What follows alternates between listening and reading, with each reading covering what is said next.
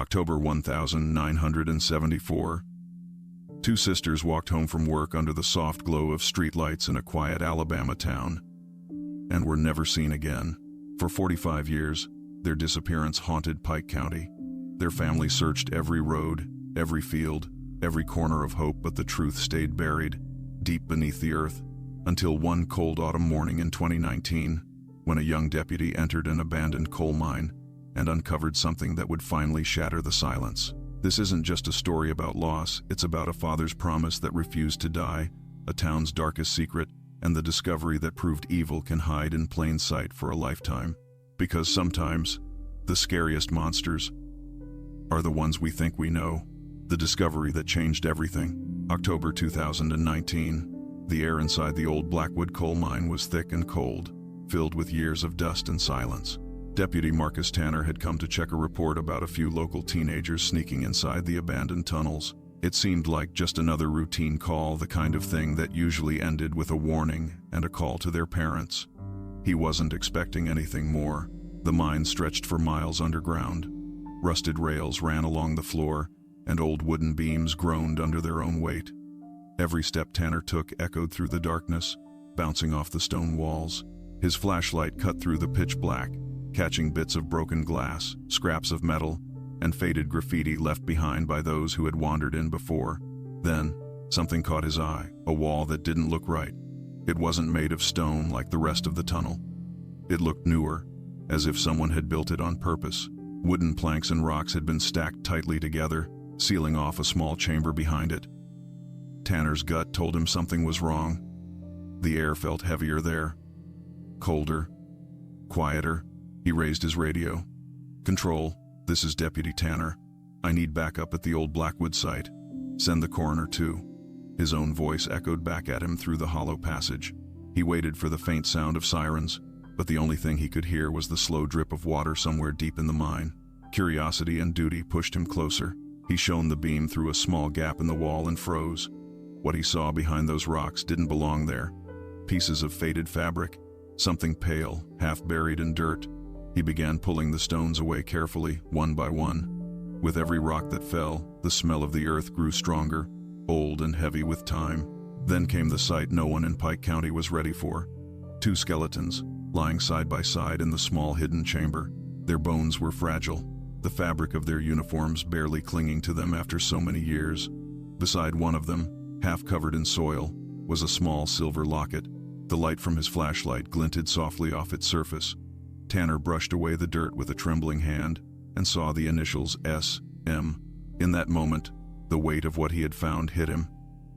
These weren't just forgotten bones. This was the truth the town had been searching for since 1974. For 45 long years, families had prayed for answers. Mothers had waited by windows. Fathers had searched endless fields. And now, deep underground, in the place where time itself seemed to stand still, the story that haunted Pike County had finally begun to speak. Marcus Tanner stood in silence for a long time, his light still fixed on the locket. He knew exactly whose name those letters carried: Sarah Martinez. The disappearance that broke a family. It was the fall of 1974, a quiet time in the small town of Troy, Alabama. The leaves had started turning gold, the air was cool, and the town was winding down after another long workday. Sarah and Rebecca Martinez, the twin daughters of Robert and Maria Martinez, had just finished their evening shift at Murphy's Diner, the little place on Main Street where everyone came for coffee, pie, and small talk. The twins were known and loved by everyone. They looked alike, but their personalities were different in small ways that made them easy to tell apart once you knew them. Sarah, older by only a few minutes, was calm and thoughtful. She dreamed of becoming a nurse one day, and often saved her tips in a small jar at home, planning to pay her way through nursing school. Rebecca was more outgoing, full of laughter, and never went anywhere without her small guitar. On Sunday evenings, her voice could be heard singing hymns at the local church. That Thursday evening, everything seemed perfectly normal.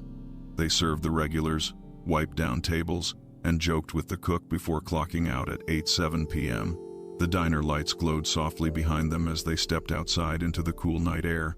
Their walk home was short, barely 12 minutes along familiar streets lined with oak trees and porch lights.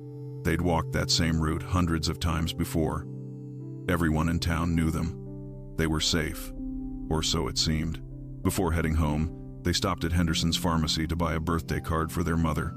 The clerk remembered them smiling, still wearing their blue diner uniforms and white aprons. They joked about who would sign the card first, laughed, and walked out together, holding hands like they always did. That was the last time anyone saw them. When 9:15 came and went, their mother began to worry. The girls were never late.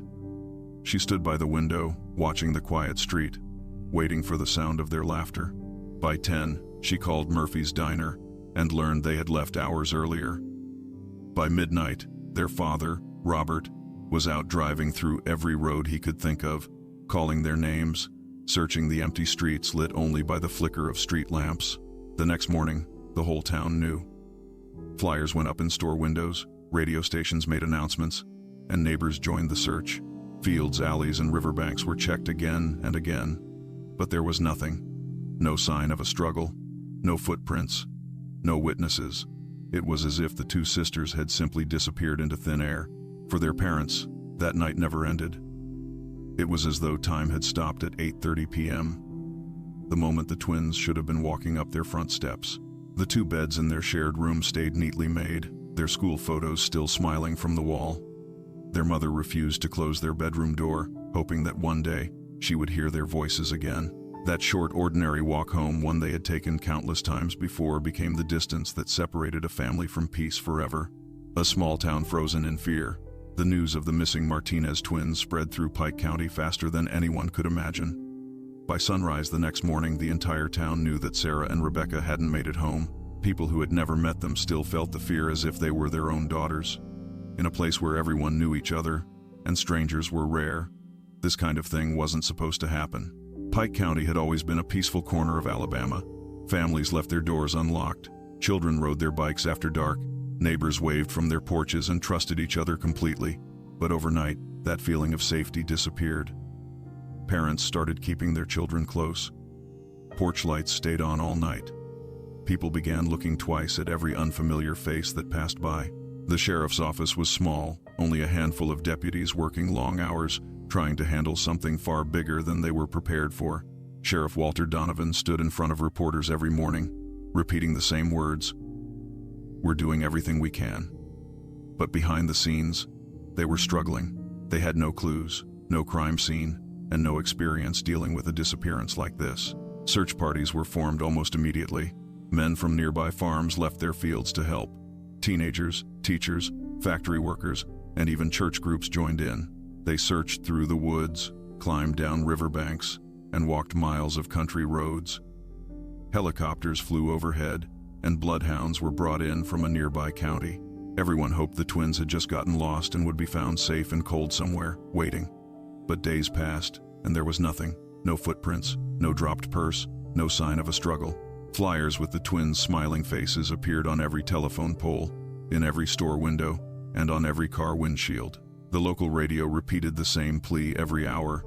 If anyone has seen Sarah or Rebecca Martinez, please contact the sheriff's department immediately.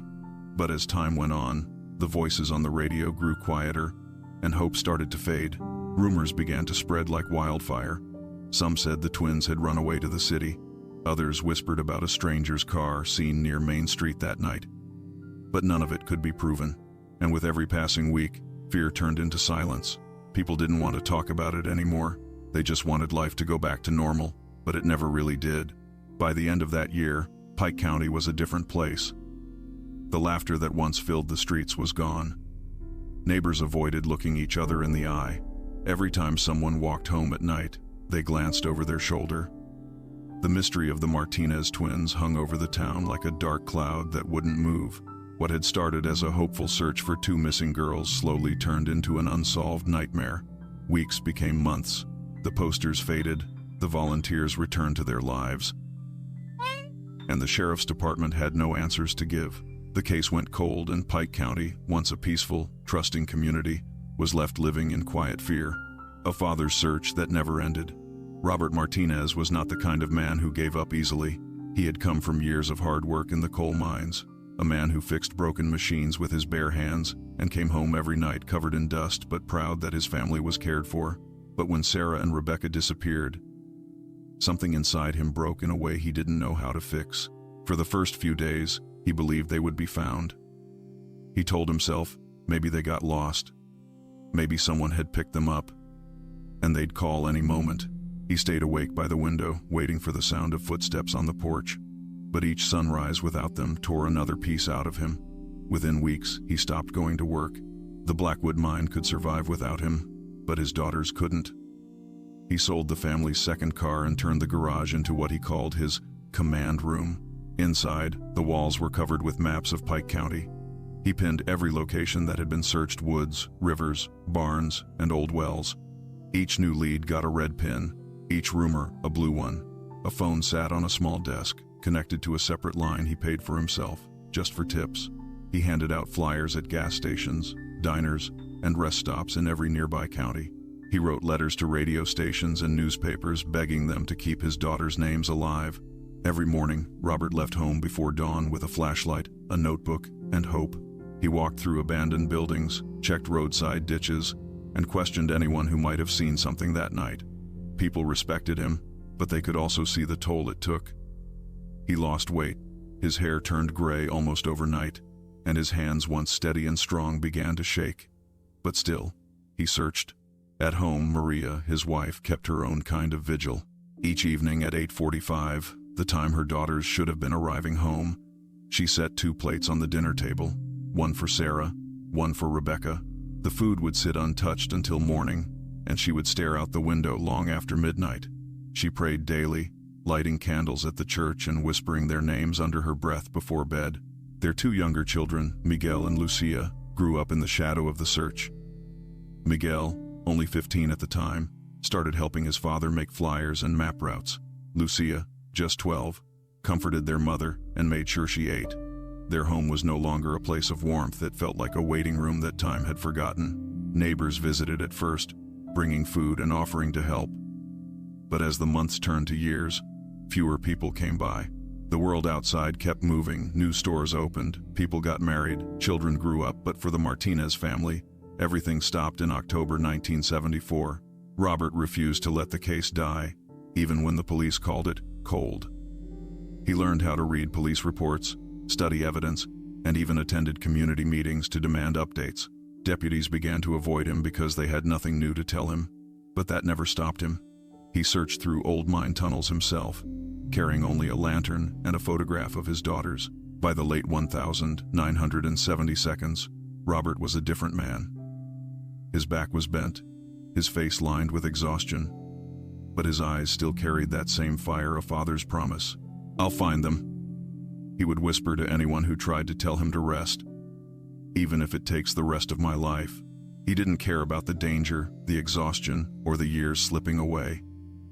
Every clue, every rumor, every mile he walked kept that hope alive. While others accepted that the girls were gone, Robert refused. He believed that as long as he was still breathing, the search wasn't over, and for 45 long years, it never was. The town that tried to move on. Time moved on for everyone else, but not for the Martinez family. By the early 1980s, Pike County had started to change. The small farms gave way to highways, new stores opened, and fresh faces moved into town, people who had never heard the names Sarah and Rebecca. But for those who remembered, the silence of their case hung heavy in the air, like a shadow no one could escape. Murphy's Diner, the place where the twins had worked, slowly lost its charm. The walls that once echoed with laughter and clinking dishes felt hollow. The corner booth where Sarah and Rebecca used to sit during their breaks became a quiet reminder of what was gone. The owner tried to keep the business alive, but the feeling in the town had changed. By 1986, the diner closed for good, replaced by a video store that never seemed to stay open for long. Neighbors still remembered the day the twins vanished, but they rarely spoke about it anymore. Some said it was too painful. Others said it was time to move on. But moving on didn't mean forgetting. It meant pretending the wound wasn't there even when it was still bleeding beneath the surface. When people walked past the Martinez home, they lowered their voices out of respect. The sight of Maria still sitting by the window at night became a quiet reminder that not everyone could let go. Every October, when the air turned cool again, the town felt that ache return. The smell of autumn leaves brought memories flooding back of the search parties, the late-night prayers, and the helplessness of not knowing. Churches held candlelight vigils. A few people would gather near the courthouse square, light candles, and pray. Sometimes, only a handful showed up, but Maria and Robert were always there. As the years turned into decades, new families came to Pike County. Their children grew up hearing the story of the Martinez twins as a cautionary tale. Parents told them not to walk home alone after dark. Teenagers whispered ghost stories about the twins' spirits wandering Main Street. For outsiders, it was just a local legend, but for those who lived through it, it was a scar that never healed. The sheriff's department had boxes full of cold case files stored in a back room, collecting dust. Deputies came and went, each new one flipping through the Martinez file with curiosity, only to close it again, shaking their heads. There were no new leads, no new hope. Even the FBI had long moved on to other cases. Pike County grew, but it never felt the same. People built new homes, new schools, and new businesses, but there was always an emptiness that couldn't be filled. The mine where Robert once worked shut down in the early 82nds, sealing off the tunnels and ending an era. To most, it was just another old piece of history. No one imagined that those same tunnels still held the secret everyone had been searching for. And through it all, the Martinez family kept their quiet routine, Maria lighting candles, Robert updating his map wall, Lucia and Miguel doing their best to keep their parents from falling apart. The rest of the world moved forward, but that small brick house on Pine Street stayed frozen in time. Like a photograph from another life. Every town has one story, it can't escape the story that defines its history. For Pike County, that story was the disappearance of the Martinez twins. Even when people stopped speaking their names aloud, their faces still lived in the hearts of those who remembered. The town tried to move on, but the truth was, it never really could. The clue that broke the silence. 45 years after the Martinez twins disappeared, Pike County had almost stopped talking about them. Their story had become something people mentioned quietly, like a sad piece of local history. But on one chilly October morning in 2019, everything changed. Deputy Marcus Tanner, only 32 years old, had never lived through the original case. To him, the Martinez disappearance was just an old legend, something his grandparents sometimes mentioned. That day, he was responding to what he thought was another simple call: local teenagers sneaking into the abandoned Blackwood coal mine. It was a common dare among the youth, to see how far into the dark tunnels they could go before fear made them turn back. The mine had been closed for decades. Nature had slowly reclaimed it. Vines crawled over the fence. The air inside was cold and heavy, and the smell of rust filled the tunnels. Most of the entrances had been sealed with concrete, but this one still had a small opening. Marcus expected to find empty beer cans and spray paint, not history buried in the ground. As his flashlight moved along the tunnel walls, he noticed something strange. A section of the tunnel was blocked with wooden planks and rocks that didn't match the rest of the structure. They looked newer, as if someone had built the wall later. He stepped closer, his boots crunching over gravel, and ran his hand over the wood. It wasn't a natural collapse, it was man-made. Someone had sealed something behind it. He called for backup, his voice steady but tight with unease. While waiting, he began carefully moving the stones. Dust filled the air, and the deeper he went, the colder it became. When he finally shined his flashlight through the small hole he had made, he froze. Something pale reflected back at him. Bones. Human bones. When the other officers arrived, the site was immediately sealed off. For the first time in 45 years, the mine that had once given the town its living was now giving it something else. The truth. Forensic teams arrived, and slowly, carefully, they began removing the rocks and dirt. What they found stunned everyone. 2 sets of human remains lying side by side, still wearing faded blue uniforms from Murphy's Diner. Near one of the skeletons was a small silver locket, its surface dull with age. When a forensic expert brushed away the dirt, the engraved letters, S.M., came into view. The initials that had haunted Pike County for decades, Sarah Martinez. Word spread fast. By nightfall, news vans lined the road outside the mine. Reporters stood by the entrance, their lights cutting through the darkness. People who had been children in 1974 now stood outside the barricades, whispering in disbelief.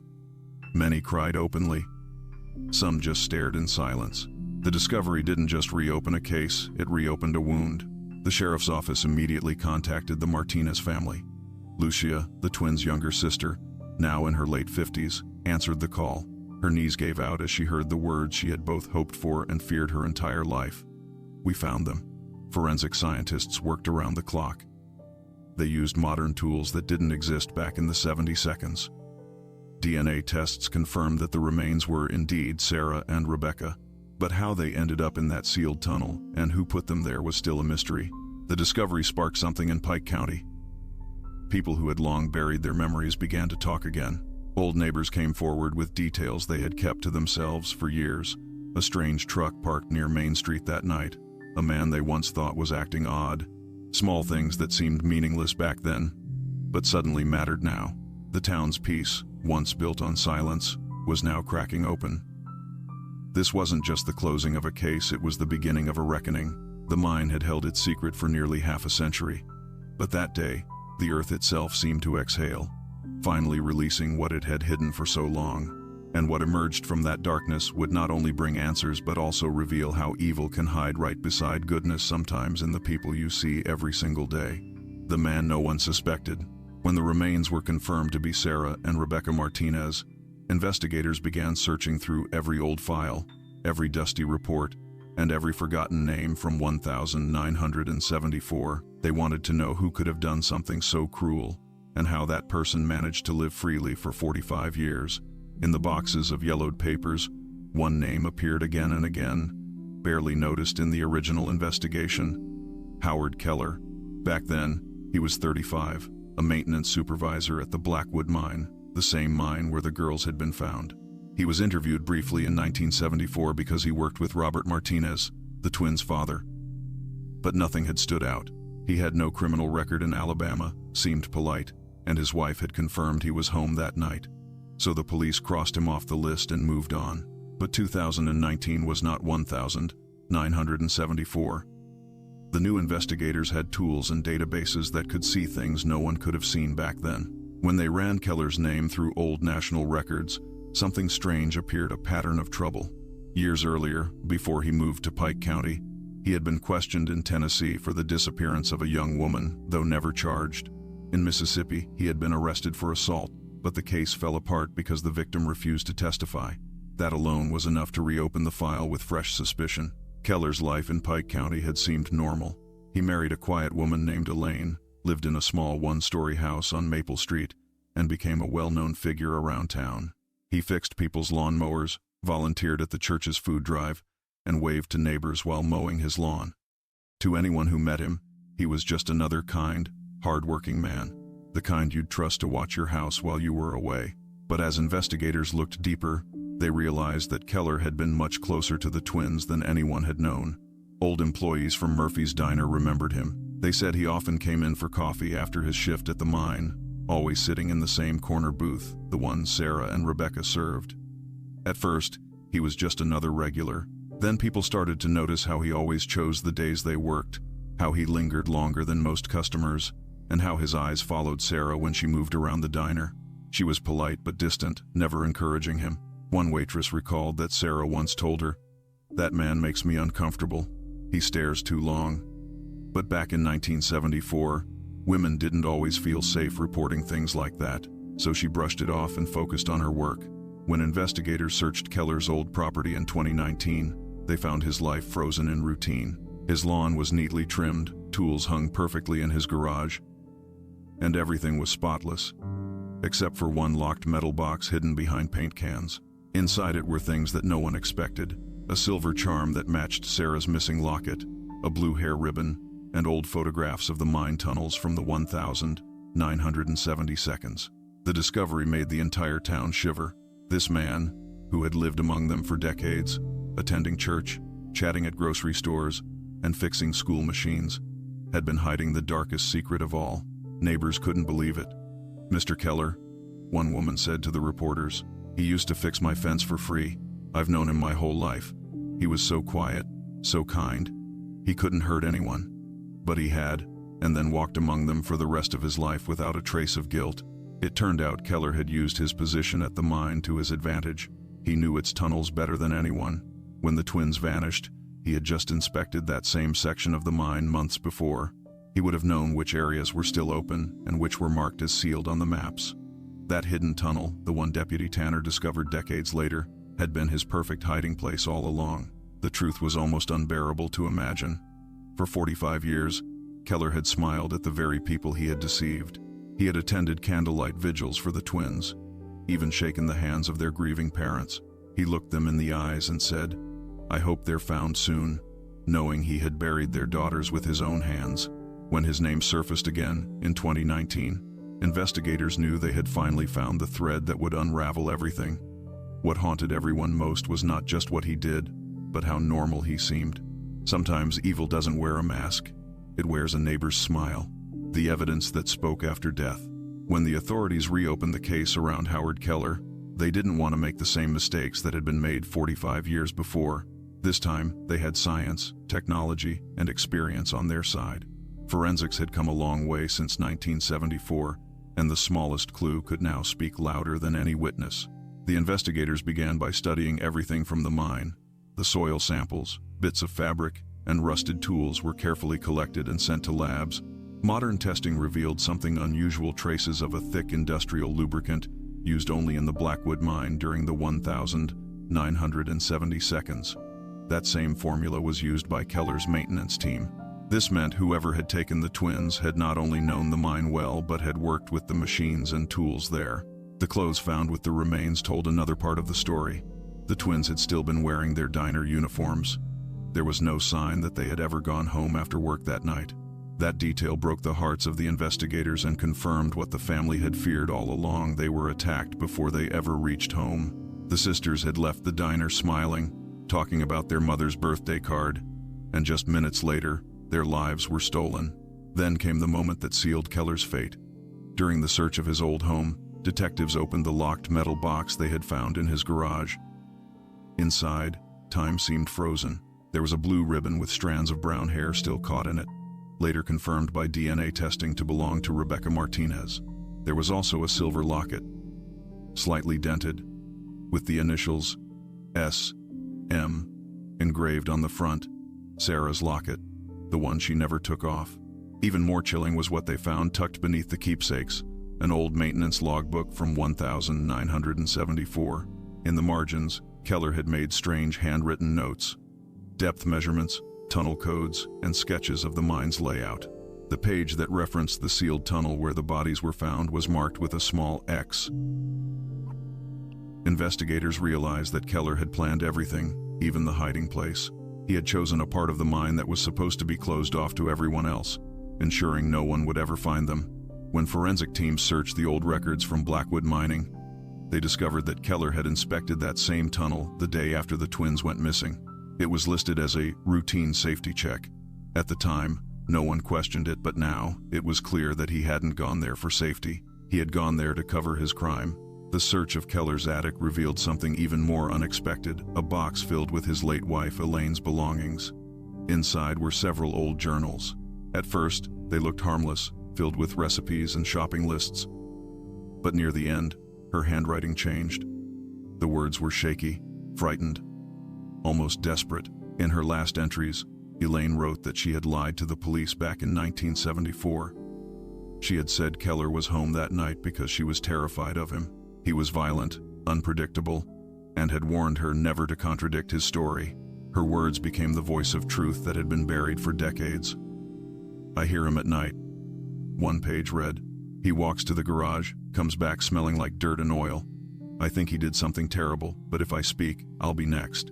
That confession was the final piece of the puzzle. Elaine's fear explained how Keller's alibi had gone unchallenged for so long. It also showed that she had lived in silence, carrying the weight of her husband's secret until the end of her life. Finally, there was one more piece of evidence that spoke from the past: Keller's old truck. Witnesses had reported seeing a blue Ford pickup near the pharmacy the night the twins disappeared, but it was never found back then. Investigators in 2019 traced the vehicle's registration and discovered that Keller had sold it decades earlier to a car collector in Georgia. When they located it, experts used new chemical analysis techniques to check the hidden parts of the truck. Beneath layers of paint and metal, they found what no one expected. After so many years, tiny traces of blood. DNA testing confirmed it matched both Sarah and Rebecca. It was the proof no one could argue with. The truck that had once driven quietly down Main Street under the streetlights had carried the sisters on their final night. All these discoveries, the locket, the ribbon, the journal, the logbook, and the truck, told a story clearer than words ever could. The victims could no longer speak for themselves, but their evidence did. It spoke through every fiber, every page, every drop of blood. It said what the town had been waiting to hear for nearly half a century, the truth.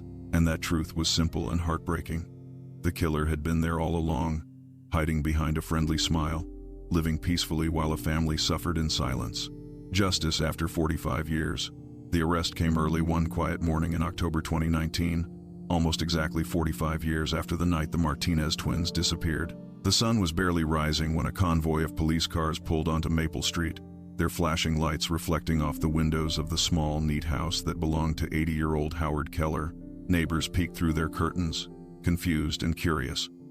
For most of them, Mr. Keller was just the quiet old man who waved from his porch, fixed his mailbox, and shoveled snow from his driveway every winter. None of them could imagine that the man they'd trusted for decades was about to be unmasked as the town's darkest secret. Officers surrounded the property while Keller was still in his robe, drinking coffee at his kitchen table. When they knocked, he didn't resist. He simply looked up, sighed, and muttered, "I was wondering when you'd come." That one line sent chills down the officers' spines.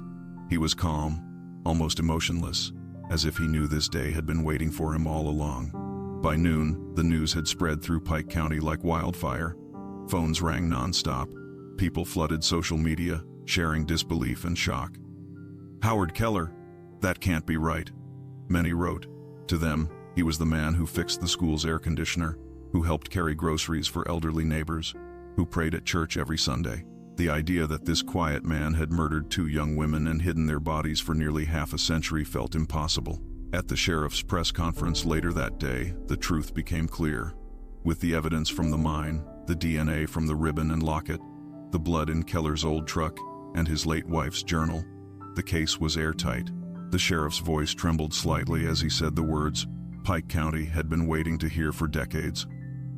"We have arrested the man responsible for the disappearance and deaths of Sarah and Rebecca Martinez." For the Martinez family, the call came that afternoon. Lucia, now in her late 50s, sat in stunned silence as the detective told her that Keller was in custody. Her brother Miguel, who had flown in from California when the remains were found, dropped to his knees and wept. Their mother, Maria, now elderly and frail, sat in her living room surrounded by framed photos of her daughters. When she heard the words, "He's been arrested," she covered her face and cried not tears of relief, but of exhaustion. She had waited her whole life for this moment. The trial began in early 2020. People lined up outside the courthouse before dawn, eager to witness history. For many, this wasn't just about justice for the Martinez twins. It was about healing for an entire community that had carried this wound for 45 years. The courtroom was filled every day, reporters scribbling notes, cameras flashing as the once trusted man sat quietly at the defense table, his face blank and pale. The prosecution laid out everything piece by piece. They showed photos of the mine, the locket, the ribbon, the diary pages written by his frightened wife. They explained how Keller's job had given him access to the tunnels and how he'd used his position to hide the evidence. Every detail built a wall of truth that Keller couldn't climb over. Former co-workers took the stand and talked about how Keller used to spend long hours alone in the mine, sometimes after his shift was over. Waitresses from Murphy's Diner testified that he had shown unusual interest in Sarah, always asking what days she worked. The jury listened silently, some of them wiping away tears. Keller never spoke in his defense. When asked if he had anything to say before sentencing, he simply shook his head. There was no apology, no regret, no explanation. His silence was almost more chilling than any confession could have been. After 6 hours of deliberation, the jury returned. The verdict was unanimous, guilty on both counts of first-degree murder. When the judge read the sentence, 2 life terms without parole, a wave of emotion filled the courtroom.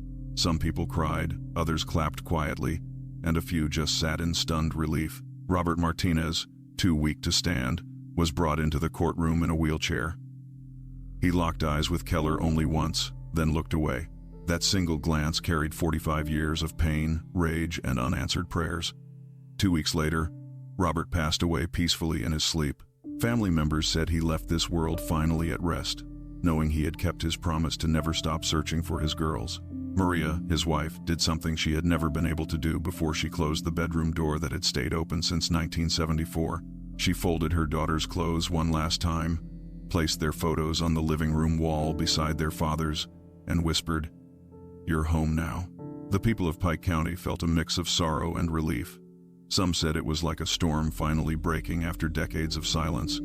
Others admitted they would never look at their quiet little town the same way again. A scholarship was created in the twins' memory for students studying forensic science, a way to honor their lives by helping others find justice. Howard Keller died in prison in 2022, never having spoken a single word about what happened that night. But for the Martinez family, for Pike County, and for every person who never stopped hoping, his silence no longer mattered. Justice had finally come late, but real. And in a town that had lived under the weight of one terrible secret, peace had finally begun to return. A promise kept. When the gavel came down and the verdict was read guilty on both counts of murder, it felt like time stopped again in Pike County. But this time, it wasn't from pain. It was from the quiet, trembling relief that justice, though delayed for nearly half a century, had finally arrived. For the Martinez family, the nightmare that began on an October night in 1974 had finally reached its end. Yet the scars it left behind would never truly fade.